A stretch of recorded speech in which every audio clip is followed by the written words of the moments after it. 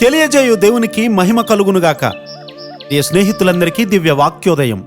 ఈనాటి పాఠ్య భాగము యెహోషువ 3:9. యెహోషువ వారితో ఇట్లనెను, జీవము గల దేవుడు మీ మధ్య ఉన్నాడనియు ఆయన నిశ్చయముగా మీ ఎదుట నుండి వెళ్ళగొట్టుననియు దీని వలన మీరు తెలుసుకొందురు. యెహోషువ గారు తన దేవుణ్ణి ఎరిగి ఉన్నారు.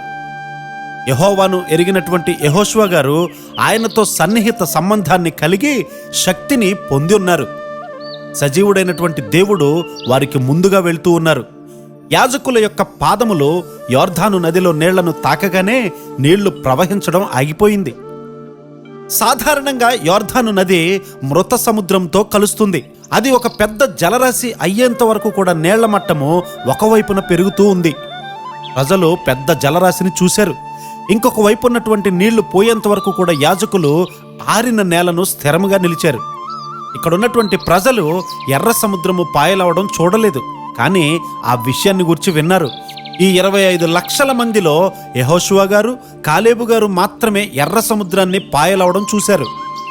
ఎర్ర సముద్రం అనేది ప్రవహించేది కాదు, కానీ యోర్దాను ప్రవాహ జలంతో ఉంది. వెనుగాలి వేచడం వంటి ప్రకృతి శక్తుల ద్వారా దేవుడు ఎర్ర సముద్రాన్ని పాయలగినట్లు చేశారు కదా. ఈ ఇశ్రాయేలు ప్రజలందరూ కూడా 40 సంవత్సరాల కంటే తక్కువ వయసు ఉన్నవారే. తమ మనసుల్లో ఐగుప్తును కలిగి ఉన్న వారందరూ కూడా నశించిపోయారు.